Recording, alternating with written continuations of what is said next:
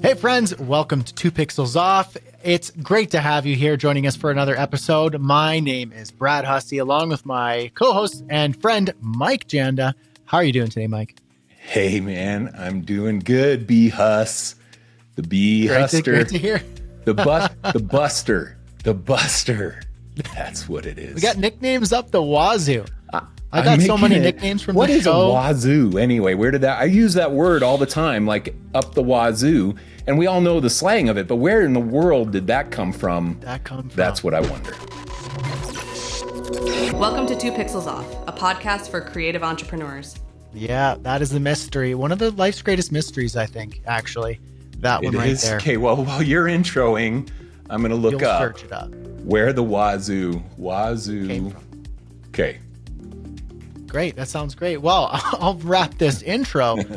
Great to have you all here. Really appreciate you tuning in. It's actually been really neat, talking to more and more of you as you join the Creative Crew community. You leave comments on the YouTube videos and the episodes. It's actually been really neat hearing and talking to folks listening to the show. And, someone saying, I'm driving in my car and me and my kids listen on the way to school or to work. And then I go, I got to make sure that we're being your kid appropriate. So we're not saying anything that's not that they're gonna be like, hey dad, what does Mike mean when he says this?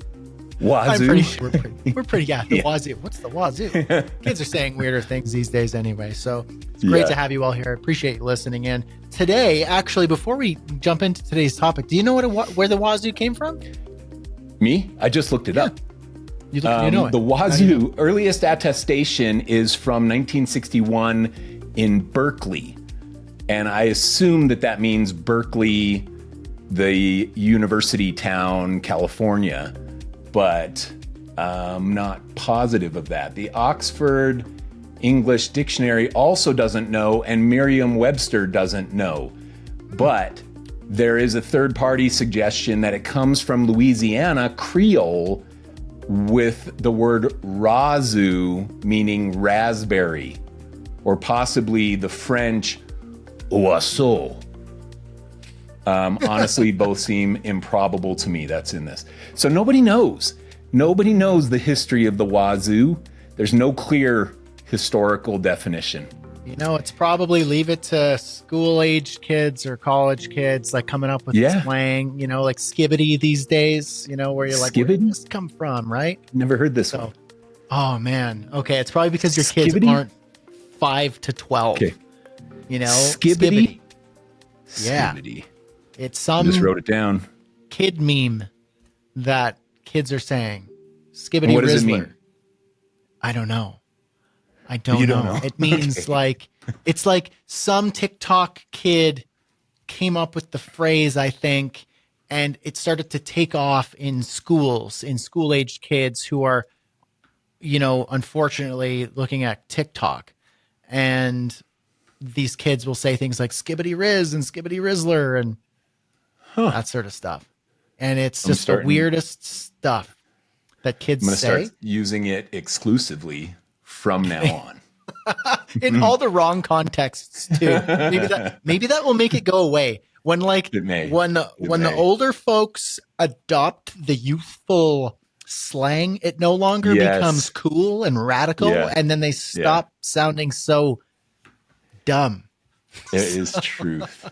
It is true. Well, on today's Skibbity episode, we're going to be talking about production speed and production tips and how you can speed up the production of your projects. So we'll give some tips. We'll talk about it. We'll lean into this topic and see what Mike and I can come up with and see how we might be able to help you speed up your production workflow when building out your projects for clients. So what do we think?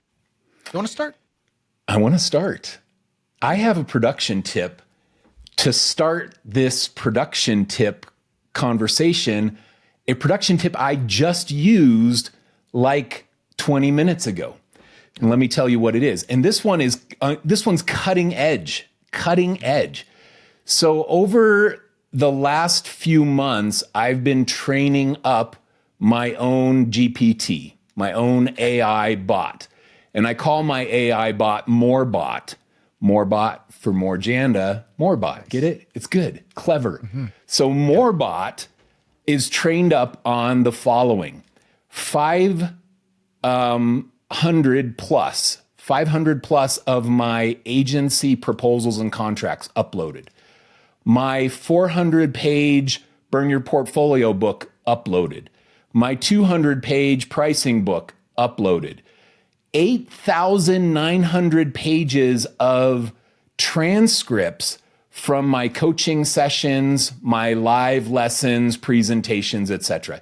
Everything that I've presented that has had my otter for the last few years connected to it, pulling a transcript, it was 8,900 pages. All my Instagram carousels, all my lecture presentations and stuff from speeches I've given, all my course content presentation material. So it's super trained up. And what I did before this episode is I typed in there into Morbot, hey, what are some of Mike's productivity tips? Because I got all this content. And so it went and combed through my knowledge base and spit out a bunch of my productivity tips that I've shared in a wide variety of formats. So I want to just shout that out for people and say, look, if you have any content anywhere, anything written, then upload it and start training your own GPT, because it can be a knowledge base. It can be like your archival memory, so that you're not going into your Notion and your Evernote and you're finding this note and this presentation and this proposal you made for a client where you had some great way of crafting the scope, and you just throw it in there, and then you can ask essentially yourself, brain archive, for that information to be spit back to you. And it was freaking sick, man. It was sick. So Morbot. So I think that's really cutting edge in today's world, really pertinent to a tip that would not have existed even a year ago, or maybe a year ago, but 2 years ago, nobody was training up their own AI chatbot. What do you think of that, B-Huss? I think that is so cool, because I'm not going to say I saw it coming, but I'm going to say I saw it coming in a sense. I published a video a couple of years ago on the Creative Crew YouTube channel when AI was starting to really become more publicly available. And I got in early on ChatGPT, I subscribed to it, the pro plan, right away. Yeah. And I remember thinking okay, what we have right now is interesting and is basic, and it was always blocking us out because the usage was too high and it was always buggy, but I got it. Something where I was I think I understand what's going to happen here, at least in my way. I don't understand the implications in a bigger, more longer term spectrum, but I was I can foresee, and I wish I could think of exactly the video, but I know it's one of the more popular videos that just took off on the channel, where I was I can see having AI somehow be connected to your knowledge and your documents, your notes over here, your documents here, your emails here, your content here, your blogs here, your video transcripts. And we didn't really have a way to do that then. It was just type in ChatGPT. There was no custom GPTs, uploading PDFs. There was no connecting to third parties. It didn't browse the web. And so I was I can foresee having AI be connected to your knowledge, your second brain, let's call it. And you can prompt it and it will reference what you've talked about. And I remember at the time I was that's going to be so cool. We can't do it yet, but I think we'll be able to. And what you just said, it makes total sense now. We've been learning over, as it's been progressing over time, that makes a lot of sense. Training your own GPT, uploading your knowledge, your documents, your blog posts, transcripts. It can search the web and then be what are my top 3 tips for pricing that I usually do? And it's oh yes, I remember triple threat, productizing, and subscriptions. You're great, yes, that's it. And what is that phrase I say all the time? Then it'll be able to draw from it. So that's really neat, and it's a great way of maybe being a little more efficient in your production of recalling your own information. And knowledge. I just want to highlight that Brad just said it was really neat. Hey man, that's really neat. That's what it is. It sounds so clean Really cut. neat. Michael, that's so neat. That's really neat. Spectacular. The cool Spectacular, people, no, the gentlemen. cool people say, "Man, that's sick." That's what cool people say. No, Dude, you that's know what sick. it probably is? Dude, that's Like, sick. Mike, That's that's skibbity. yes, I was gonna say it's skibbity. That is so skibbity, dude. It's so skibbity out the wazoo, man. It's skibbity out the wazoo. That's Man, what that it skibbity is. Wazoo Rizzy is just up the snazzy waz. Yeah. Okay, my let gosh. me echo on this. Let me echo on this same point. Just today, and we're recording this in mid-December. I don't know if this one, we may launch it next week. It may be a couple weeks out. Anyway, because we have a bunch recorded that haven't launched yet, and I'm kind of picking and choosing the launch order.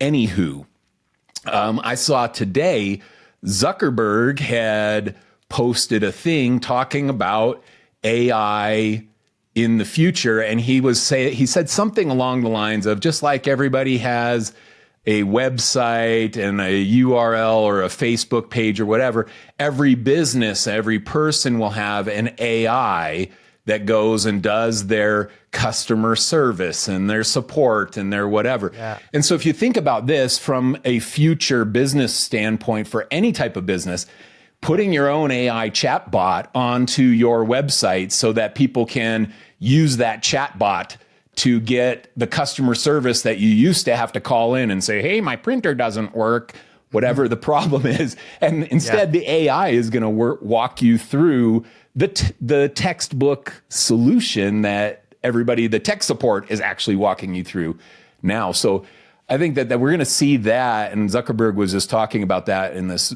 message I saw today. And that's not revolutionary thinking either. I mean, we've seen that coming a year of change in the AI world. But think of the productivity, to take this back to the world we're in now, the productivity speed when instead of calling and waiting your turn, you're now caller number 26, now you're 25, now you're 24, you're getting immediate response from a quantum computer that is searching a suite of technical support documents to spit out the right answer to you right away. It's pretty exciting when you see that. Yeah, that I like, because there was a time when it was like call customer support and you get like a really bad robot, and you still do it. Like you get like press 1 for this, press 3 for this. And in Canada, it's even more annoying. I'm going to upset a couple Canadians here, but everything's bilingual. And so they'll do like, like, hey, well, welcome to RBC Royal Bank. And you'll be like, bienvenue RBC Royal Bank. And you're like, I just speak the English part. And so you're waiting double time. And it'd be like, press 1 for corporate banking. And then it would say it in French. And then you're like, just want to know what number 3 is. And it's going to be here till next year. So anyway, I'm going to have a couple Canadians be like, that's not nice. We have it here. It's in Spanish. In Spanish. You guys get it in Spanish too. Servicio en español. Empresa número 2. That's what it's there you like. go. This is how we learn. We don't need Duolingo. We just need to be on helplines. Anyway, what I'm trying to say is, you're like, I just kind of talk to a human. So I'll just bark at the phone, but like, talk to a human, talk to a human, talk to a human. Until it finally hooks me up with a real person. But if there was like an actual intelligent AI bot, that you're like, that actually would be better than talking to a human who could just like quickly parse the information.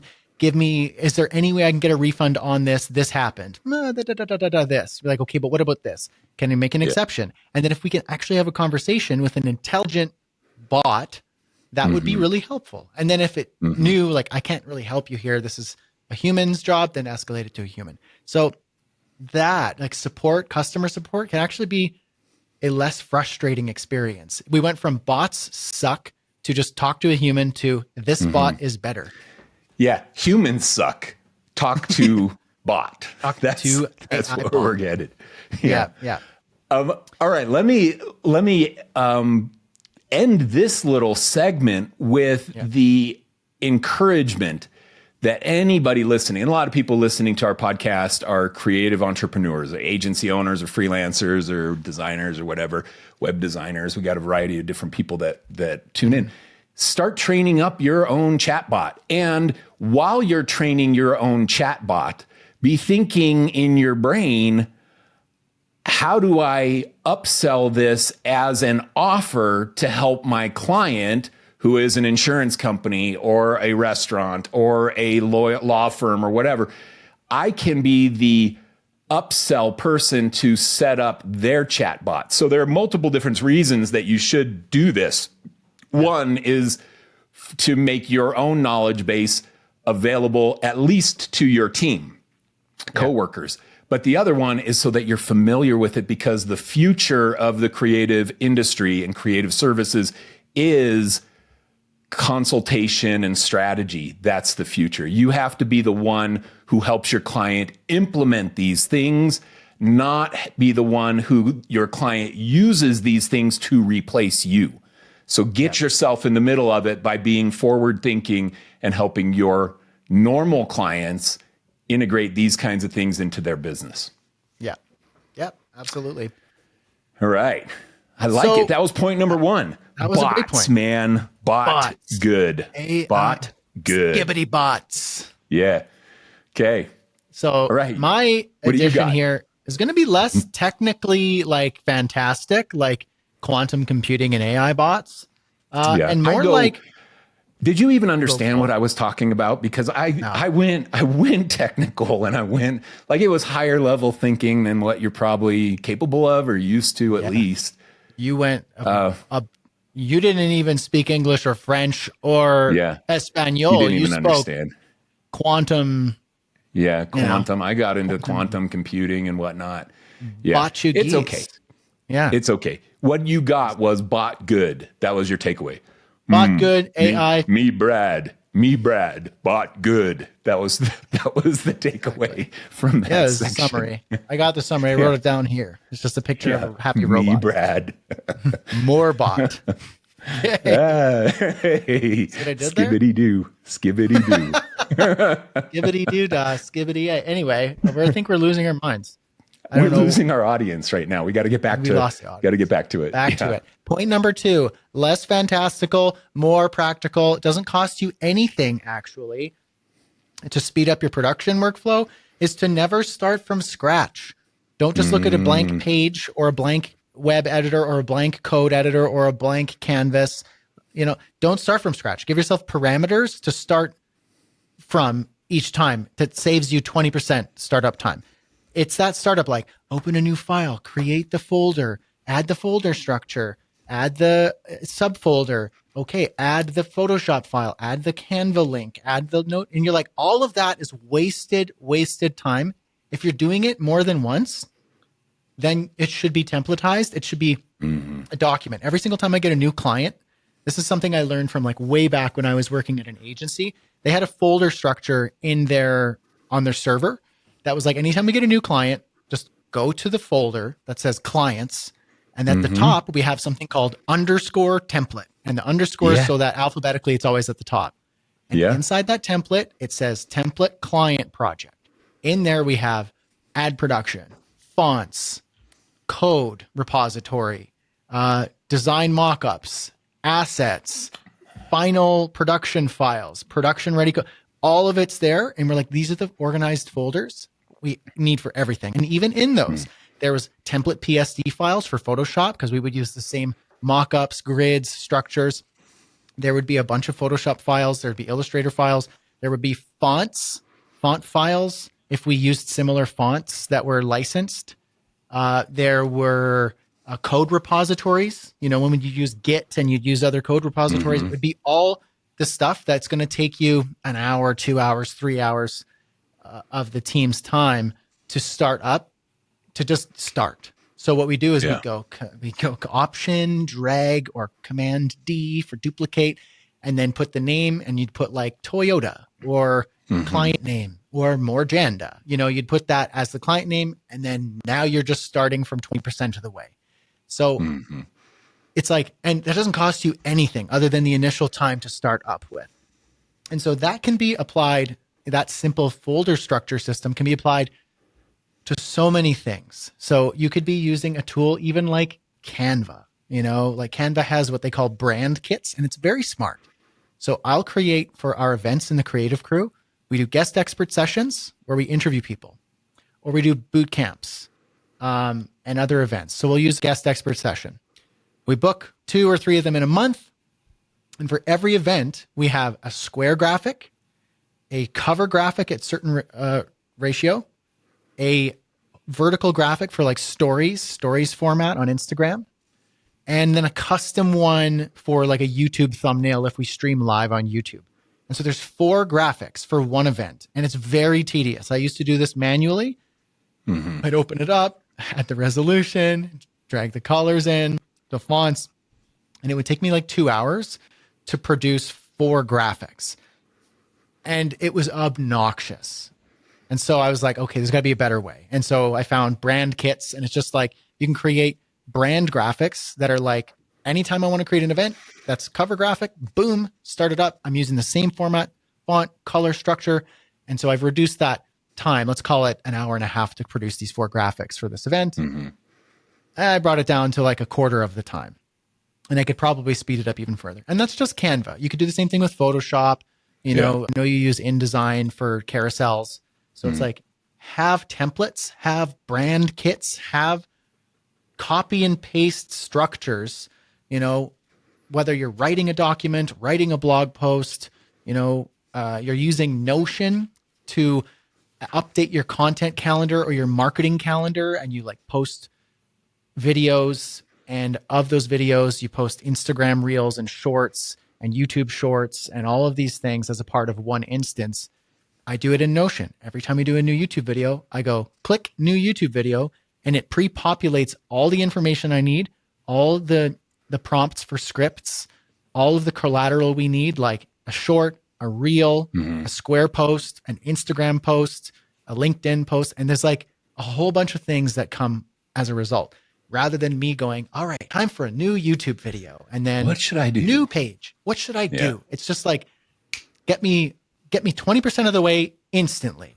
And you can do that just with templates, brand kits, like file structures in your Finder window on your computer, to Notion templates, automations, whatever it is. Just get yourself up to speed quickly, and all the repeatable stuff should be instantly available to you at a click of a button.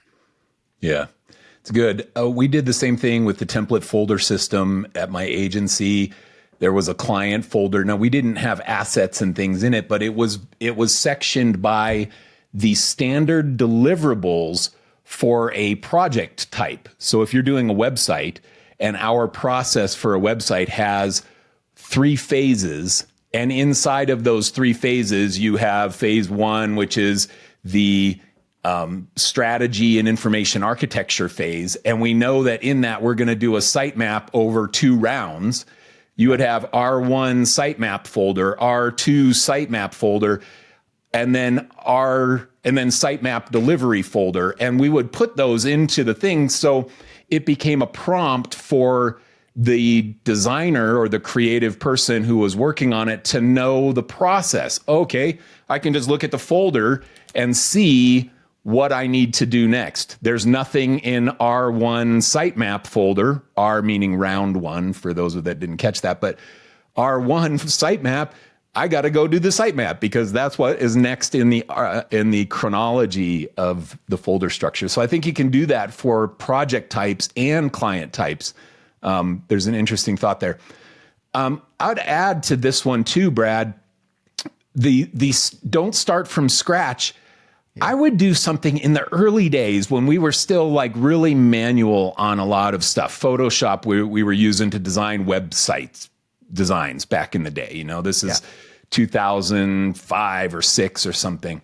We would land a website, and before I would leave the office, I would go, okay, tomorrow I'm going to design the homepage for this website, but I don't want to start it all from scratch tomorrow. Today, before I leave, I'm going to spend 10 minutes. I'm going to open up a Photoshop document. I'm going to set it to 1920 by whatever, 3000 high. And then I'm just going to drag in all the assets from the client. Here's the key art. Here's the logo. Here's the whatever color palette call outs and stuff, so that I could just eyedrop them. I would just throw everything into it, save the PSD, and then go home. Now, that little 5 to 15 minute task the day before made it so that when I show up the next day, I'm not starting from scratch. I just got to open up the Photoshop document and start designing. And it kind of made the day be exciting to get there and start, because I didn't have the grunt work stuff to do before I could start doing the fun stuff, which was the design work itself. So I think there's little tasks like that that you can throw into the same concept of not starting from scratch. Yeah, it's like, what are these things that could save you time? What are these little actions you can take that really get you ready? You know, it's the digital equivalent of getting your outfit ready the night before, rather than in the morning being like, what should I wear again, or whatever. Just like, get it ready, put your gym clothes there, put your outfit today for this, or the conference outfit, lay it out, and then set the alarm, and then you're up and ready. You know, it's the same thing. You're like, project's ready, templates there, file structure, folder structure, Notion document, project management tool. I'm ready, rather than, okay, now what do I do? Yeah. So good. Love it. I like it. That's skibbity da. Skibbity ribbity. That's what that is right there. It is. It really is. It is. All right. My turn for a new idea. Yeah. All right. This one is not my idea, but it had a big impact on me. So a few years into my agency, I was all about reading books, optimizing operations. That's what it was like. I got to figure out how to own a business, how to run a business, how to structure operations of a business, because I have employees now. So I went all in reading stuff. And one book that had big impact on me was Ready for Anything, David Allen. It's a productivity book. And if you haven't read that, if you feel like you're kind of a slow producer, I highly recommend that book, Ready for Anything by David Allen. He's a productivity wizard. He's written several books. And one of the things that really hit home for me in that book was the idea of psychic RAM. Have you heard of psychic RAM before? No. Huss? Okay, psychic RAM. This is going to resonate with you. So psychic RAM, and I know you have, like 128 gigabytes of RAM on your computer, whatever kind of crazy town you have going there.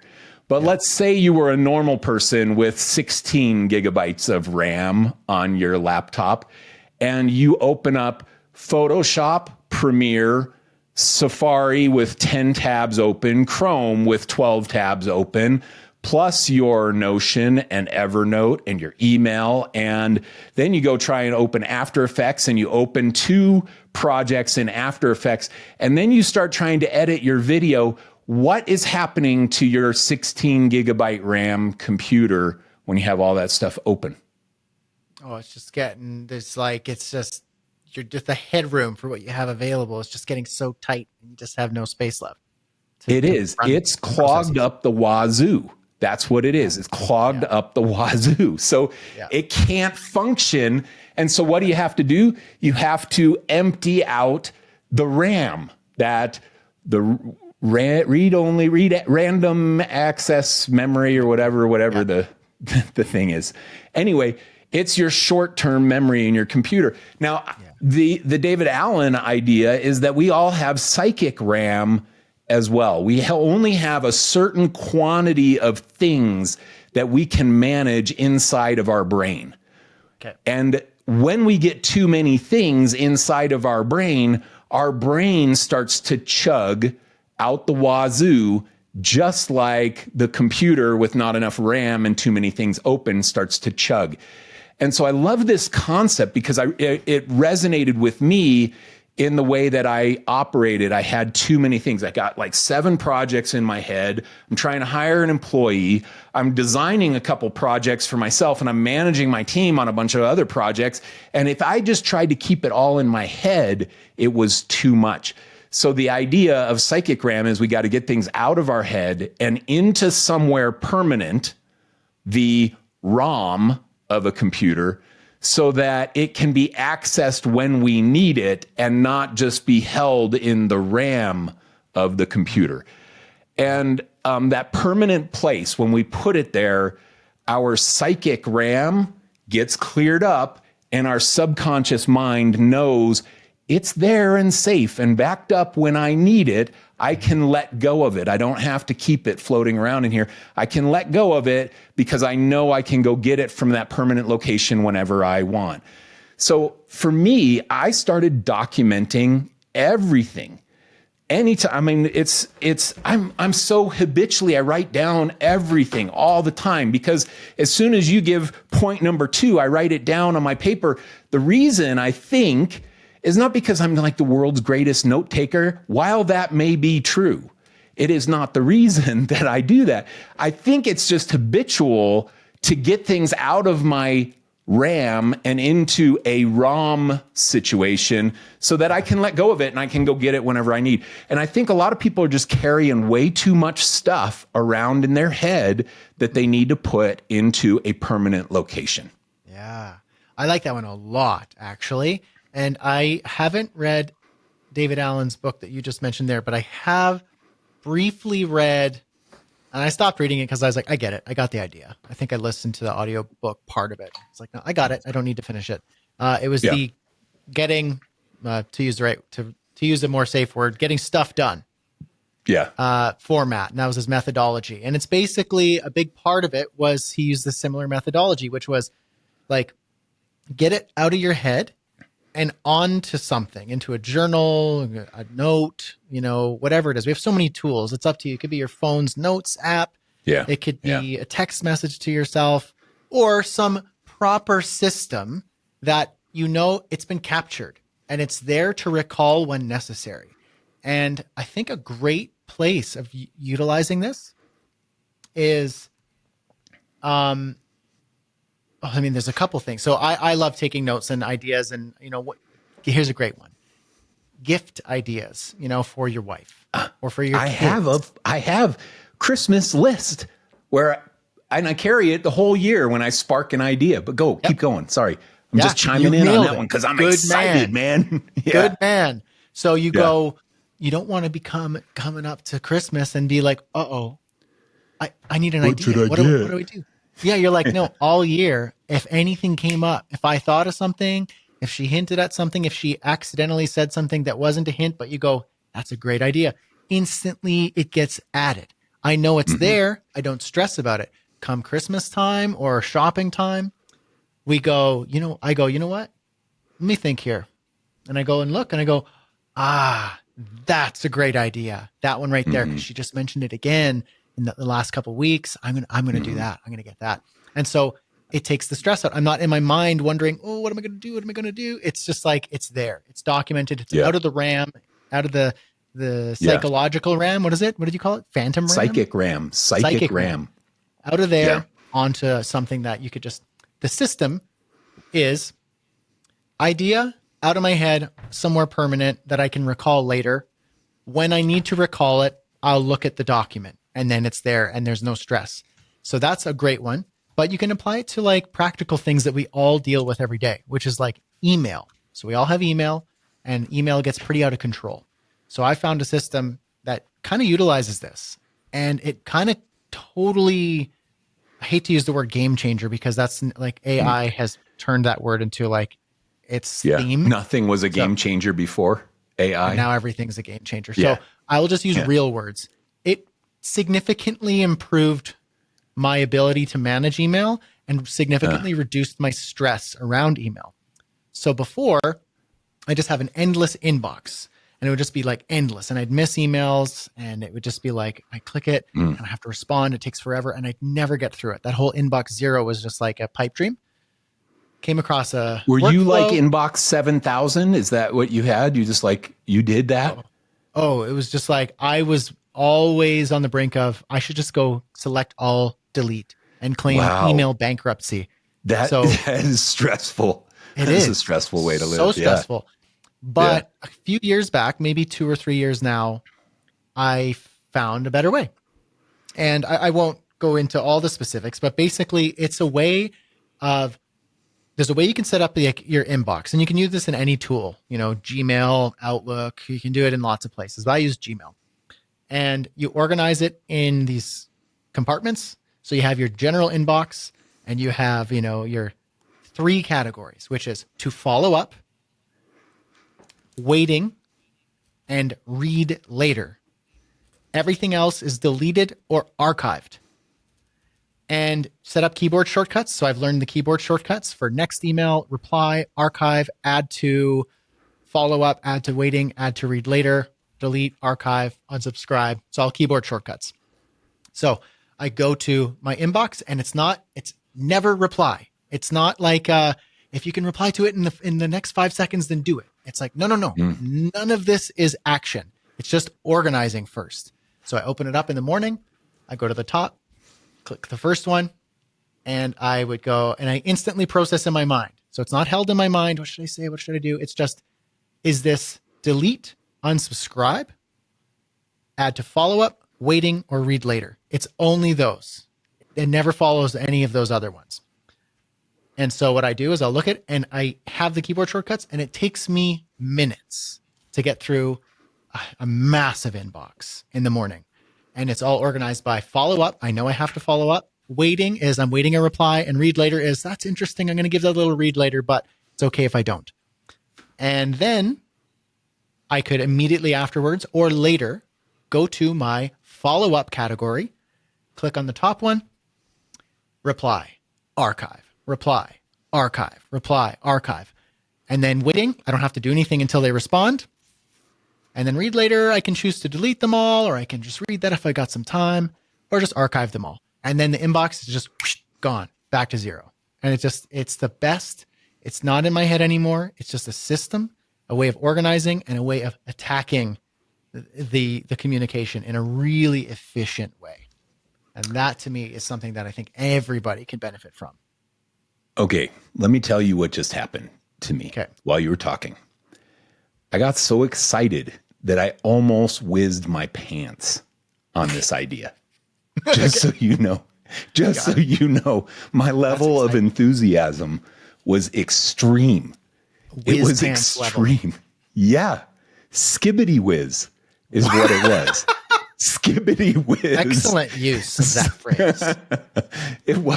It was so close. Okay, so I use Gmail, and I use Gmail inside of a browser. I don't use an external application to manage my thing. And I have my own custom shortcuts that I use all the time.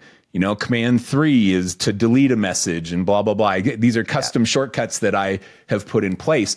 And one of the things that Gmail did that did help my productivity for inbox 0 was they automatically dump things into promotions and social. So it gave me these 2 tabs on top. So I have my primary inbox, my promotions inbox, my social inbox, and it automatically siphons those. I had never thought of or knew it was possible to create more of those tabs on my inbox. And I just did. While you were doing this, I was like, okay, I'm going to test this. And I can just drag a message up to one of those top things, and it drops in there, and it's still super usable. I love this idea so much that I'm going to implement it this afternoon. Inbox 0 is coming. Yeah. My inbox 0 is usually inbox like 12. I never get it less than 12. Yeah. I never get to inbox 0. There's always something that's waiting. And so I don't take it out of my inbox because it's in the waiting. I'm waiting for something. Dude, I freaking love this. And after we get off this session, I am going to change my pants. That's where we are in this, That's where we're at. This idea. It's so good. It's so good. Pro tip. Honestly, I'm so glad to hear that, because that to me is one of the unsung heroes of productivity. It's like, what do we all deal with? Email and clutter, and it messes up our heads and it screws up our clogs the psychic RAM. And you're like, oh, what was that email? What do I do? I got to respond, and I'm going to leave that unread, but then never action it because I don't have time. You're like, I'm never afraid of opening an email now, because it either is to follow up, waiting, read later, delete, or unsubscribe. All of any of the above. And I can instantly make that decision. And I'm looking here and okay, I've got 10 emails that are under to follow up. And I go, okay, I can manage that. I'll just go to the top. Here's my response. Next one, go to archive. And that was the other thing. Yeah. I used to delete emails or just mark them as unread and leave them in the inbox. But I didn't even realize that archiving is the way, because it's still in the database of your Gmail and you could search it. Yeah. So I could just go to search and go productized course idea or whatever it was. And then I can find it and it's there. So it's like, it's never gone if you archive it. And it's, I just love it. And then it becomes like almost fun to sort through and organize your email in a much more manageable way. Okay. I freaking love this with enthusiasm, with vigor. I love this so much. Thank you for that one. All right. You're welcome. Let's go to the next one. So that was a good one. Freak, man. Okay. The next one I would say, and this one I think people genuinely or generally do pretty well, but there is so much productivity speed inside of working inside one cohesive ecosystem. Adobe. I'm old enough to remember the days when you could not copy something in Illustrator and paste it into Photoshop, or copy or drag a layer from Photoshop and drop it into Illustrator.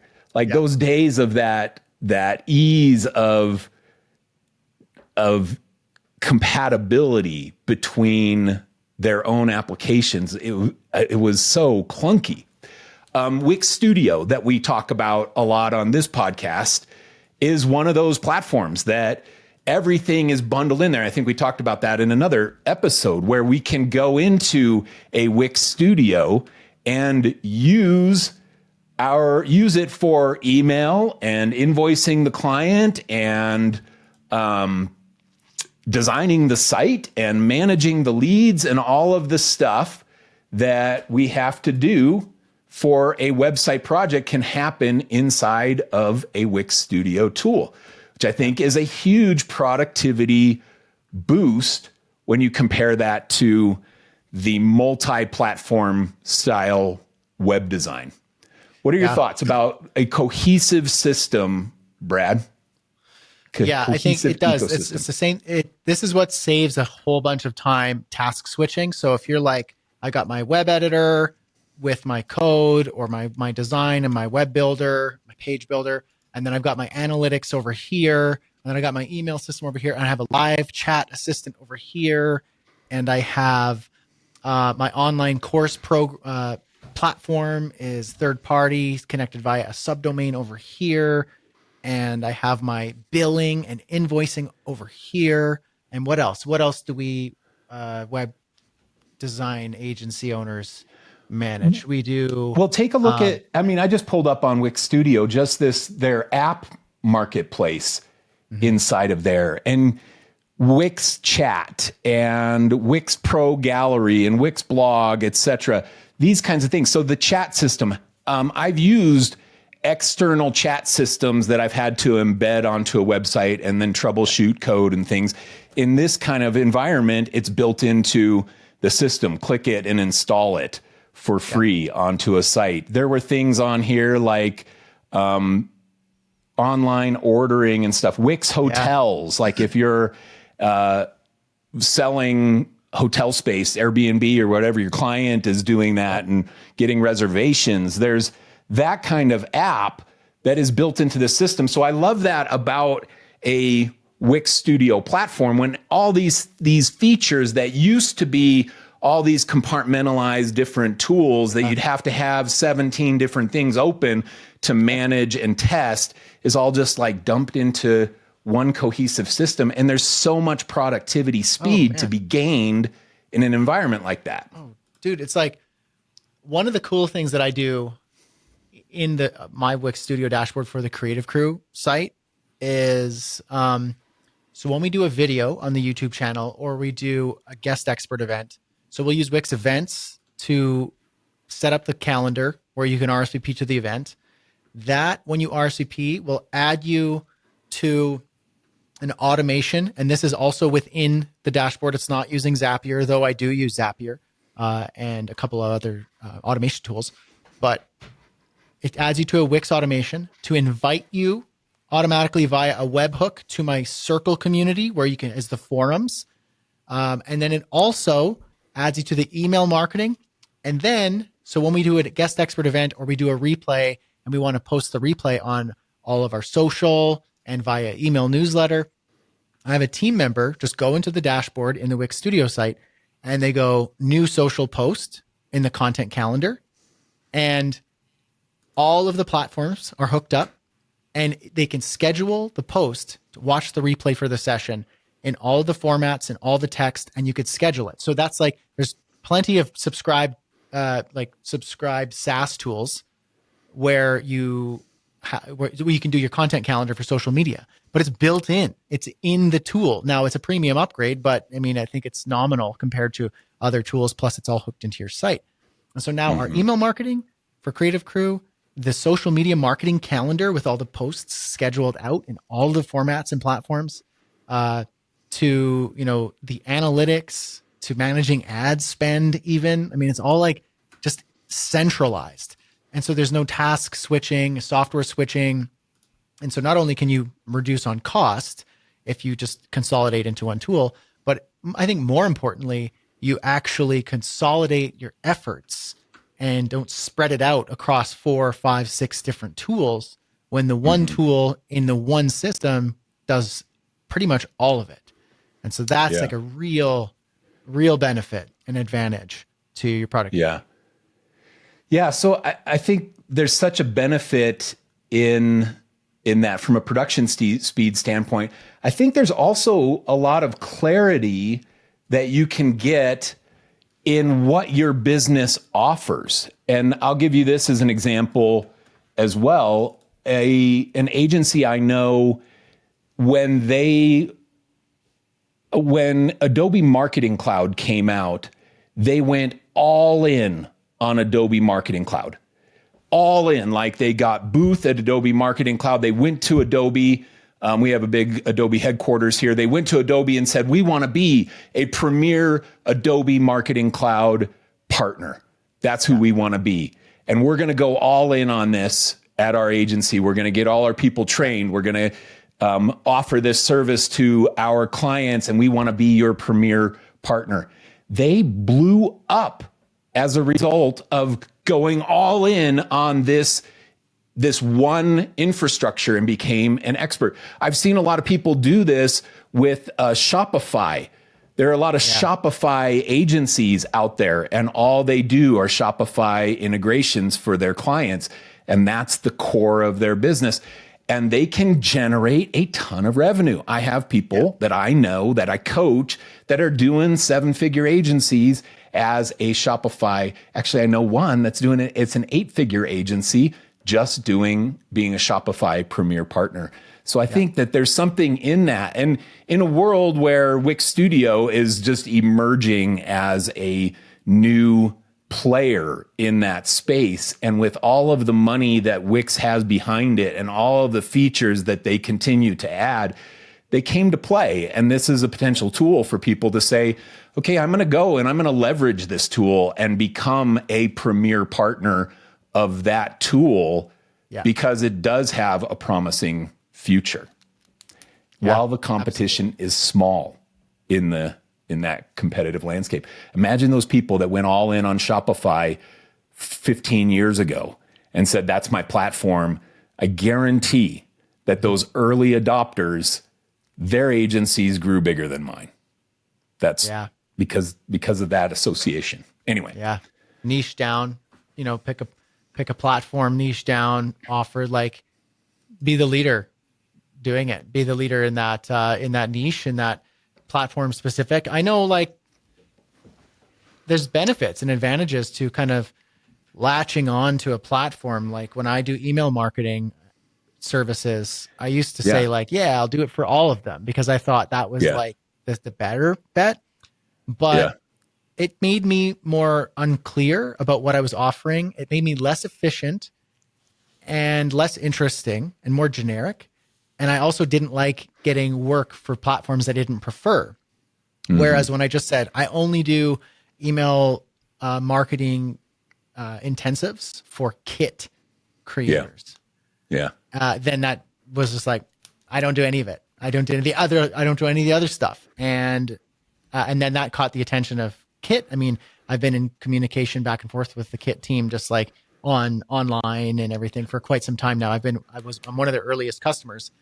But now it's like when I post about a funnel breakdown or a new client or the service, Kit will often like retweet it or like, hey, check out what Brad's doing with his service. And then it'll get me a couple customers. So it's like, be like a leader in a specific platform, especially the ones that are emerging, that are less in the zeitgeist of like the web creator's mind. And then as it balloons up and gets bigger and bigger, then guess who's riding that wave at the top? Yeah. I wish that I would have done that a few times over the run of my agency, exactly what this agency did, like the Adobe Marketing Cloud example. I wish that I would have done that, adopted a platform and said, this is who we're going to be. We're going to be that platform, and we're going to be world-class experts in that platform.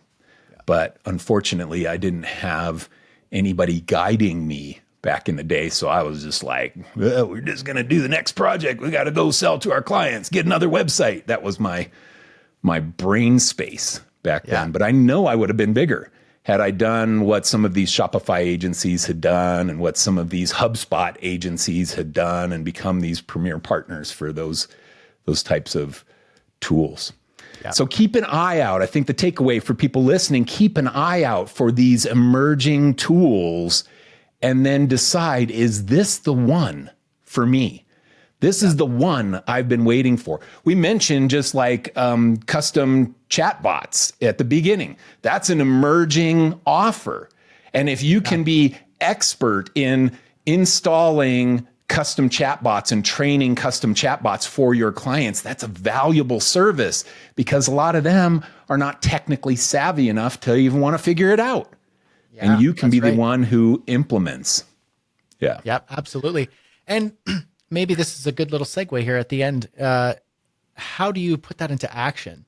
How do you, how do you take that idea and implement on it and say, you know what, I'm gonna do that. I'm gonna explore that. A great way of doing it is sharing about that process, asking questions, getting access to a community, getting some coaching, like walk through this and don't just have it be in your head, that psychic, what is it? Psychic RAM? Come on, beat psychic RAM. I should have wrote it down. I should have wrote it on my paper. You should have, man, because now you can't even remember it because you got too much RAM clog. Yeah. Too much RAM clog. I got the too much RAM clog. Should have wrote it down. See, practice what you preach. So what I'm saying here is a great place to discuss this and the opportunities of emerging products and services that are untapped and underserved, like, building smart artificial AI or AI chatbots for your clients, building apps with no code. We mentioned Wix Studio just a moment ago.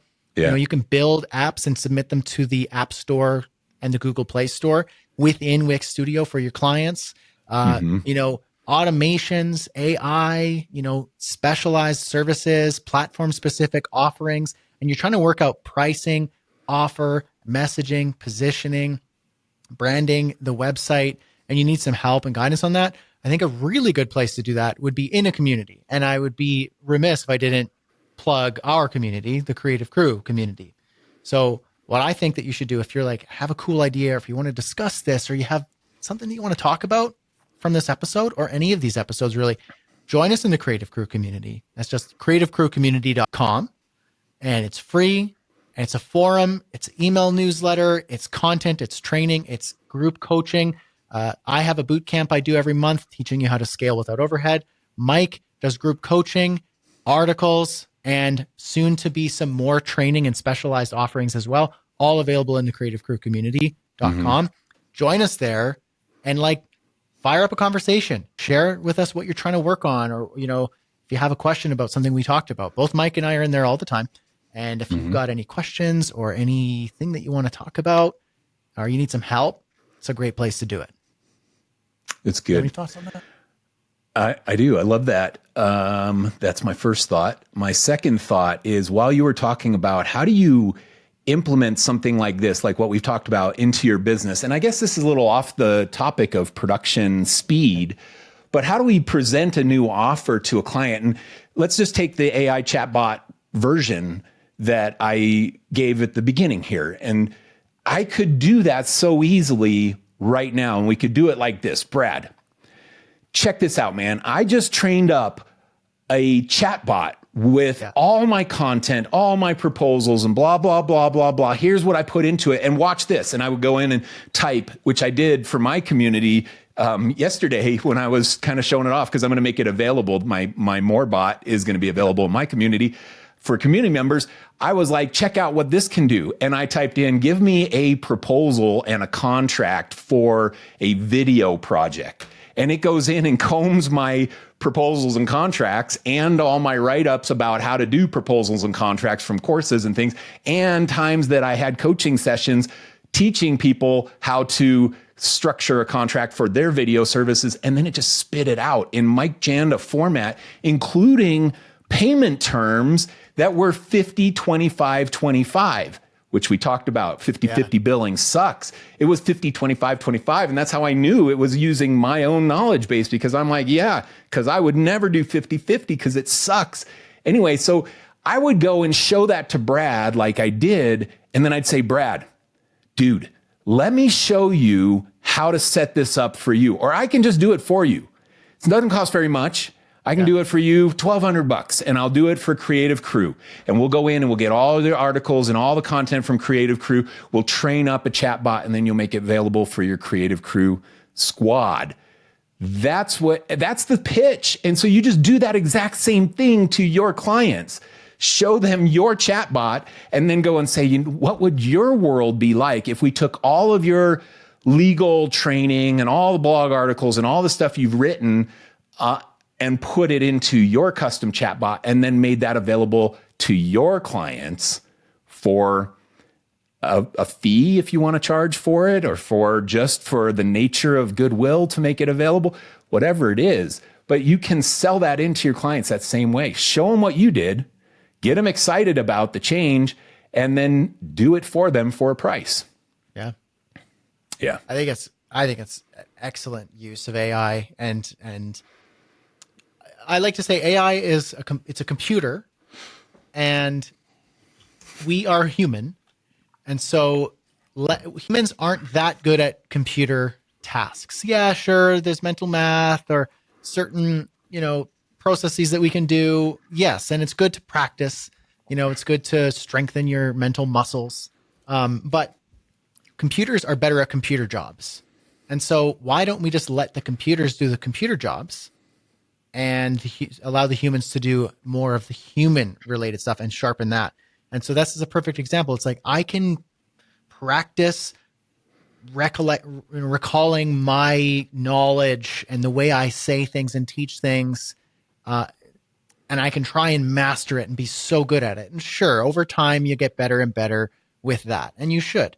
But when you have your whole knowledge base that you've talked about, you've written about, you've shared, like, if you can have that accessible either to you via like an AI prompt, or possibly to others, possibly for a fee if it's a part of a coaching program, or maybe for your clients who have questions, and you go, hey, guess what? As a part of our work together, you get access to the Morbot. And it's our agency AI bot trained on all of our intellectual property and processes and questions that you will have. So if you have something that you want to ask, it's trained to answer it in the way that I would answer it. And if it's not satisfactory or not quite getting you to where you need, then there's always that link at the bottom that just says, book a quick call with us and we'll work it out with you. And so it could be a value add to your services. And I think it is a fantastic use of AI. So, okay. Anything left to add on that one? No, that's just skibbity doo.